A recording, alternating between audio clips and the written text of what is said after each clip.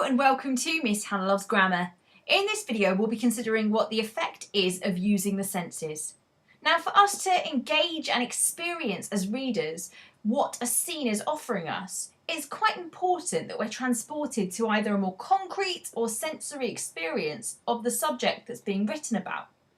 So let me kick off by unpicking for each of the senses exactly why their sensory impact helps a reader engage with the subject matter. So I'll begin with sight. My example is this. Trevor awkwardly fidgeted with the coins in his pocket and guiltily bit his lip. He tried to climb the long and steep staircase without locking eyes with anyone else.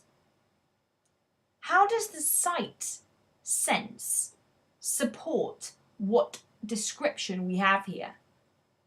Just like any sentence that offers us things that we can visualize, it's helping to give us concrete information about how Trevor is behaving, but it's also offering some information about the location as well. He's climbing the long and steep staircase. He's trying not to lock eyes with anyone. He's awkward, he's fidgeting. We know that he's biting his lip.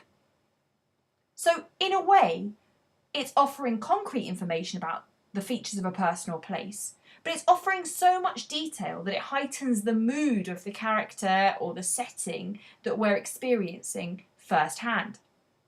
More than anything, sight for a reader, it allows us to be placed within the text as if we can see it with our own eyes. If it's done properly, we should as readers be able to have our own mental images of what the character is looking like, acting like, what the setting suggests, and what the action also means by using inference. A critical sense for us to firstly engage with. Next up is sound. Here's my example. Her heavy breathing was covered by the painful creak of the staircase as she climbed it as quickly as her body would allow her. Now, in this sentence, you can engage with several words that offer sound, whether that's the heavy breathing, the painful creak of the staircase, the fact that we might be able to hear how quickly she's climbing those stairs. But what's the impact for us as readers when we hear sounds? Well, it gives us a primary experience of the world in which we understand best, that of communication, from the sounds that are audible to us from what we're told. But equally, sounds remind us of memories that we might already have of association. Heavy breathing is associated with stress or strain. Equally, a painful creak of the staircase is quite a spooky image. But it's also interesting because sounds can help create images in our mind through association. And it allows for the writer to give us as readers a much more detailed, layered texture to what's going on. Because in reality, each of us is prompted to use what we use and associate as sounds to make our own inferences. That's educated guesses about what's going on. We don't know much about this woman's scenario, aside from the fact she's breathing heavily and she's trying to get up the stairs.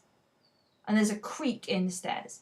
So I'm inferring, maybe she's a bit terrified. But sound offers that portal without any dialogue having to do the work. Next up is smell. And it's definitely the most underused sense in writing. Especially at GCSE and A-level, it's as if students are scared of using it. Here's my example. He smelt of cigarette fumes and heavy cologne. These odours did not mask each other well. So what's the power of using smell in your writing?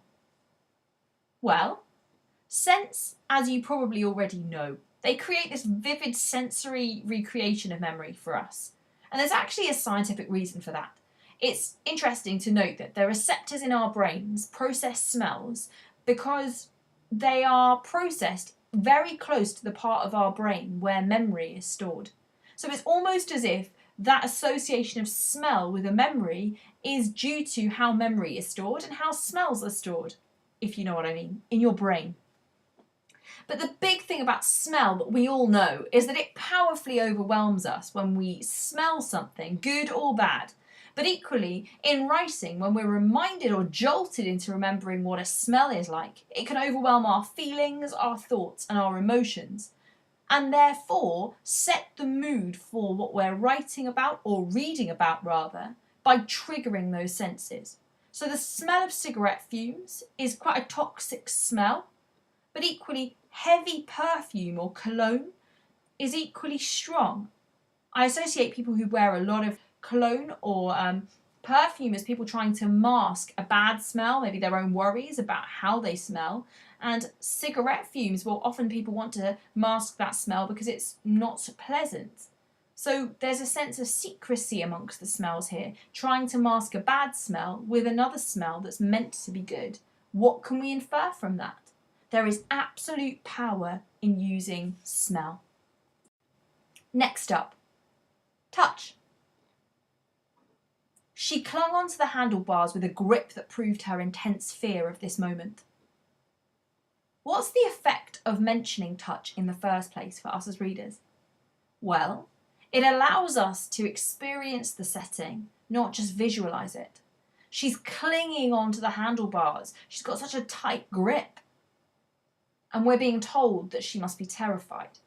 We can relate to gripping onto something tightly.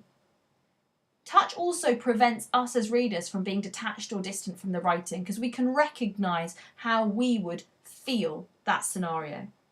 It pushes us to recall familiar, quite tactile sensations that we know about. And it helps us to reinforce the idea that we can act as if we're in the place of the characters we're reading about. The final sense is that of taste. And I've broken it down into 4 sensations that writers often use to prompt us into thinking of this sense in a more precise way. The sensations we know best associated with taste are that of sweetness, saltiness, bitterness, and sourness. Even those words will probably be prompting in you a response of ah or ugh. Now, my example is concentrating on one particular sensation. At sunrise, I awoke to the aroma of coffee and the promise of a sweeter day than the night before had been. Now, there's 2 major impacts here. The aroma of coffee is very strong, and we have that reminder of something contrasting. If you wake up and smell the coffee, it's the idea that you've awoken. It's a brutal sensation on your taste buds. But the contrast to that sensation that sometimes is quite bitter with coffee, with that of a sweeter day, you can almost taste the atmosphere of hope in this person's mind. But what is the effect on the reader when we bother with taste? Well, it's allowing us to appeal directly to our associations with those taste sensations. It's helping us associate feelings, memories, people and places through taste. Whether that's the salty sea, whether that's the sour sweets. But if nothing else, taste helps conjure up familiarity, which pushes the reader into the writing. The real crux of why sensory writing is so powerful in description is that it pushes us as the readers into the writing and forces us to experience that writing. So it's not bland or boring, but really brought to life. I hope this helps you not just as a writer, but as a critic of other people's writing. Why not subscribe to Miss Hannah Loves Grammar for all things English, literary and grammatical?